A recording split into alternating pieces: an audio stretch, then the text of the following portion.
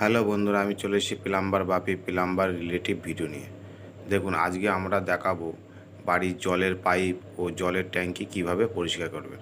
দেখুন, আমরা এই যে কলগুলো খোলা হচ্ছে, কলগুলোতে কোনো কারণে জল আসে না, কলগুলো পুরো আয়রনেতে জাম হয়ে গেছে। পাইপের ভিতরে এত পরিমাণে যে আয়রন জমে গেছে, যার কারণে পুরো কলগুলোতে জাম ধরে নিয়েছে। কিংবা দেখা যায় অনেক সময় পাইপে এক জায়গা নিলে তখন হয় কি, কোনো কলেই জল আসে না। সেটা আমাদেরকে দেখতে হবে যে জামটা কোথায় ধরেছে আর কেনই বা ধরেছে, আয়রনে ধরেছে না এমনি অন্য কিছু গিয়ে পাইপের ভিতরে জাম ধরেছে। আর বন্ধুরা, আমরা যে জিনিসটা ব্যবহার করছি এটা হচ্ছে পাওয়ার এক্স বলা হয়। এই যে আমরা এই পাওয়ার এক্স দিয়ে পাইপটাকে পরিষ্কার করব। আর পাওয়ার এক্স দিয়ে, আর আমাদের একটা প্রেসার পাম্প আছে, ওই পাম্প দিয়ে আমরা পরিষ্কার করব। আপনারা যদি মনে ভাবেন যে আমরা শুধু পাওয়ার এক্স দিয়ে পরিষ্কার করব, সেটাও আপনারা করতে পারেন। আর এই ট্যাঙ্কিটাকে আমরা পরিষ্কার করব। ট্যাঙ্কির ভিতরে দেখুন কী পরিমাণে নোংরা রয়েছে। এগুলো আমরা কীভাবে পরিষ্কার করব, পুরো ভিডিওর সঙ্গে থাকবেন বন্ধুরা। আর আপনারা ভিডিওটা দেখতে থাকুন যে আমরা পাইপ কিংবা ট্যাঙ্কি কীভাবে পরিষ্কার করা হচ্ছে। দেখুন, আমরা সাধারণত যখন পাইপের মধ্যে পাওয়ার এক্স ঢেলবো, দেখুন আমাদের গেট ভাল্বগুলো মানে চাবিগুলো সব বন্ধ করে দিয়েছি। আমাদের দুটো চাবি বন্ধ করা আছে। এরপরে আমরা এই যে পাইপের যে হাওয়া পাইপ থাকে, এখান দিয়ে আমরা পাওয়ার এক্সটাকে ঢেলবো। দেখুন, খুব স্লোভাবে ঢেলবেন।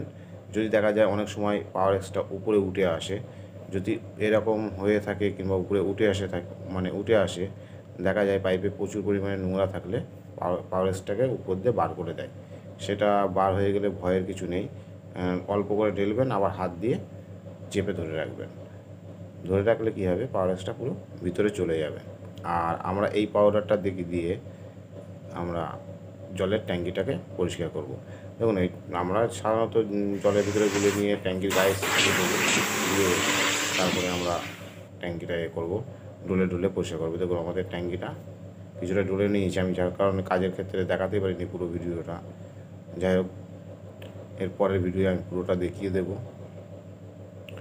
আর দেখুন, আমাদের ট্যাঙ্কিটা এইভাবে ডলে ওই পাউডার দিয়ে পরিষ্কার করা হচ্ছে।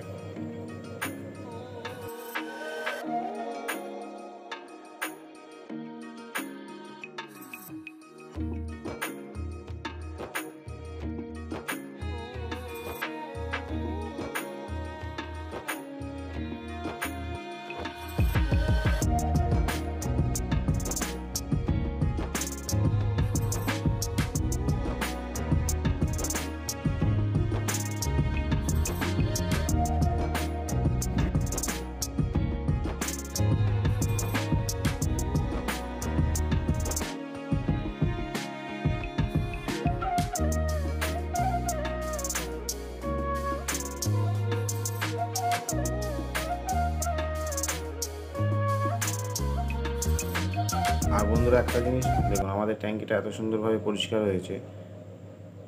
আর আমরা ট্যাঙ্কিটাকে কীভাবে ডলে পরিষ্কার করেছি আপনারা সেটা দেখেছেন নিশ্চয়ই। আর আমাদের সাধারণত প্রেসার পাম্প রয়েছে বলে আমরা জলের স্পিডে ট্যাঙ্কির গাটাকে পরিষ্কার করে নিয়েছি। আপনাদের যদি প্রেসার পাম্প না থাকে, তাহলে আপনারা পরিষ্কার জল নিয়ে আর ভিজা কাপড় দিয়ে ট্যাঙ্কির গাটাকে ডলে পরিষ্কার করতে পারেন, তাতে কোনো সমস্যা নেই। সাধারণত আমরা কেমিক্যাল ব্যবহার করেছি, তার জন্য একটু ভালো পরিষ্কার করে নিতে হবে, পরিষ্কার জল দিয়ে ধুয়ে নিতে হবে ট্যাঙ্কির মধ্যে। হ্যাঁ, এইভাবে ট্যাঙ্কি পরিষ্কার করলে তাতে দেখবেন সবাই ম্যাক্সিমাম মানুষ খুশি হয়। আর দেখুন, ট্যাঙ্কিটা আমাদের আগে কী অবস্থা ছিল আর এখন ট্যাঙ্কিটা কোন অবস্থায় চলে এসছে, একদম নতুনের মতন হয়ে গেছে। আর আপনারা দেখেছেন বন্ধুরা যে আমরা আগে পাওয়ার এক্স ঢেলে পাইপের ভিতরে পাওয়ার এক্স ঢেলে দিয়েছি। কেন আমাদের পাওয়ার এক্স ঢালার পরে অনেক সময় আমরা পাইপটাকে ভিজিয়েছি, সময় দিয়েছি যাতে আয়রন যদি থেকে থাকে সেটাকে গালানোর জন্য। আর আপনারা যখন পাওয়ার এক্স দেবেন অবশ্যই সময় দিয়ে ভিজাবেন, কেন আয়রন যদি থেকে থাকে সেটাকে আয়রনটাকে গালাতে হবে। কেন পাওয়ার এক্স দেওয়ার পরে আপনারা সাথে সাথে জল ছেড়ে দিলে কিংবা প্রেসার পাম্প দিয়ে দিলে অনেক সময় সেই জিনিসটা পরিষ্কার হয় না। দেখুন, আমরা উপর থেকে প্রেসার দেওয়া হচ্ছে আর কলের ভিতর দিয়ে কী পরিমাণে নোংরা বার হচ্ছে। দেখুন, প্রতিটা কল দিয়ে নোংরা বার হচ্ছে। আমাদের যে পাইপের মধ্যে যে নোংরাটা ছিল সেটা কিন্তু গলে গেছে, নোংরাটা নষ্ট হয়ে গেছে, যার কারণে আমাদের প্রতিটা কলে এখন জল আসছে। আমরা প্রেসার পাম্প দিয়ে ওইটাকে আমরা প্রেশার দেওয়া হচ্ছে যাতে পাইপে যা নোংরা থাকে যাতে বার হয়ে যায়। যার কারণে আপনাদের যদি প্রেশার পাম্প তো না থাকলে আপনারা ট্যাঙ্কি জল ভর্তি করে ভাল্ব খুলে দিলে সেই জলের প্রেশারেই আপনাদের দেখবেন যে পরিষ্কার হয়ে গেছে। তবে এইভাবে পরিষ্কার করাটাই খুব সুবিধাজনক, যার কারণে তাড়াতাড়ি হয় আর তাড়াতাড়ি পরিষ্কারও হয় আর সময়ও কম লাগে, সময় বাঁচে। এটা আপনারা যদি মনে করেন যে আমরা নিজেরাও বাড়িতে করতে পারবো, সেটাও করতে পারবেন। তার জন্য মিস্ত্রির কোনো প্রয়োজন নেই। সিম্পলভাবে আমি যেভাবে পরিষ্কার করেছি আপনারা নিশ্চয়ই দেখেছেন, পুরো ভিডিওটা আশা করি দিয়েছি। পুরো ভিডিওটা সেটা আপনারা দেখেছেন যে কিভাবে পরিষ্কার হয়েছে। যেগুলো মেন জিনিস আপনাদেরকে দেখানো হয়েছে, কেন পুরো ভিডিওটা আমি যদি করতে যাই তাহলে আমার ভিডিওটা অনেক লং হয়ে যাবে, আপনারা সেটা দেখবেন না। যার কারণে মেন জিনিসগুলো আমি আপনাদেরকে দেখিয়েছি যাতে আপনারা নিজেরাও করতে পারবেন এটা। আর যেটুকু করবেন বন্ধুরা একটু সাবধানে করবেন। যদি আপনাদের স্টিলের সিঙ্ক থেকে থাকে, স্টিলের সিঙ্কের ওপরে কোনো কারণে পাওয়ার-এক্স ফেলবেন না, সেটা কিন্তু কালো দাগ হয়ে যাবে। এটা একটু মাথায় রেখে কাজ করবেন, আর কোনো সমস্যা নেই। ঠিক আমরা এইভাবেই দেখুন পরিষ্কার করে নিচ্ছি। প্রতিটা কলে কিন্তু আমাদের পাওয়ার-এক্স এসছে, প্রতিটা কলে। আর প্রতিটা কল দিয়ে আপনারা দেখেছেন যে নোংরা বার হয়েছে। আর বন্ধুরা, চ্যানেলে নতুন হয়ে থাকলে চ্যানেলটাকে অবশ্যই সাবস্ক্রাইব করবেন, পাশে থাকা বেল আইকনটাকে অন করে দেবেন যাতে এরকম প্লাম্বার রিলেটিভ ভিডিও আপনাদের কাছে দ্রুত পৌঁছায়। দেখুন প্রতিটা কল দিয়ে আমাদের এখানে সিঙ্ক আছে, যার কারণে আমরা এটাকে পুরো খুলছি না, মগে ধরে নেওয়া হচ্ছে যাতে সিঙ্কে পড়লে এটা কী হবে, সিঙ্কটা নষ্ট হয়ে যাবে। যার কারণে কাজ করতে গেলে একটু সাবধানে করতে হবে। আর অ্যাকোয়াগার্ডে যদি লাইন থেকে থাকে অবশ্যই অ্যাকোয়াগার্ডের লাইনটা কানেকশানটা খুলে দেবেন, কিংবা দেখবেন অ্যাকোয়াগার্ডের পাশে একটা চাবি থাকে, সেই চাবিটাকে বন্ধ করে দেবেন, কেন এই পাওয়ার-এক্স অ্যাকোয়াগার্ডের মধ্যে যেন না যায়। গেলে অ্যাকোয়াগার্ডটা মেশিনটা নষ্ট হয়ে যাবে, ফিল্টার কিন্তু নষ্ট হয়ে যাবে, মেশিন নষ্ট হবে না।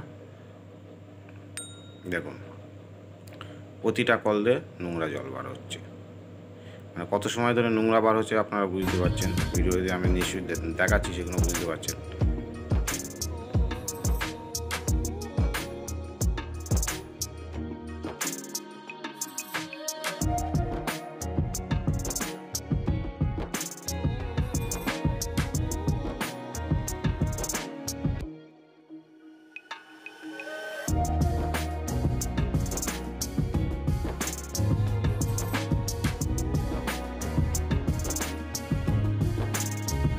বন্ধুরা পুরো জলের পাইপ আমাদের পরিষ্কার হয়ে গেছে। আর প্রতিটা কলে আমাদের এখন খুব ফোর্সে স্পিডে জল বার হচ্ছে।